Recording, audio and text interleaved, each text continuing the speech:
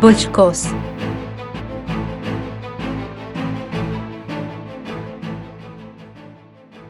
ये दिन अच्छा गुजरने वाला है, लेकिन आपको खानदानी महाज पर मोहतात रहना चाहिए।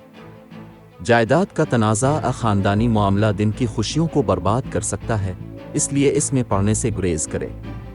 आपकी सेहत गुलाबी है और आपका पुरजोश दिमाग और जिस्म आपको काम पर अपना तख्लीकी पहलू दिखाने और आला लोगों की तवज्जो हासिल करने की इजाज़त दे सकता है। जो लोग किसी नए मंसूबे में सरमायाकारी करने का इरादा रखते हैं, उन्हें थोड़ा इंतज़ार करना चाहिए।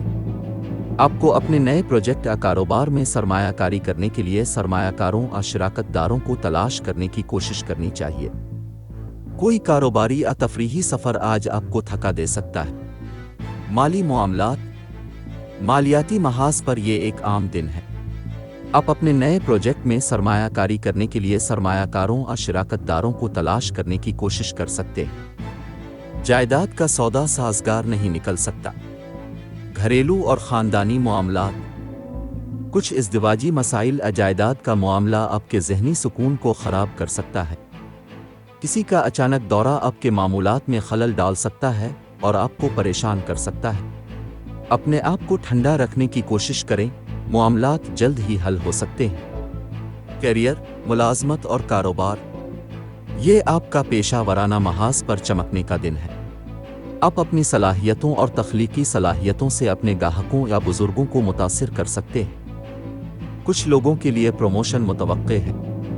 काम के महाज पर चीज़ों को आपके लिए और भी बेहतर बनाने के लिए अपने साथियों के साथ उठने की कोशिश करें।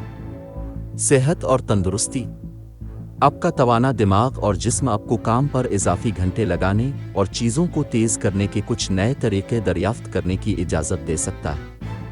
कुछ सेहतमंद आदात का इंतखाब कर सकते हैं और मतलूबा नताइज हासिल कर सकते हैं। मोहब्बत और क़राबत, मोहब्बत के महाज पर यह एक अच्छा दिन है और आप अपने साथी के साथ कैंडल लाइट डिनर या लंबी ड्राइव की मंसूबाबंदी करके इससे लुत्फ़ अंदोज़ हो सकते हैं।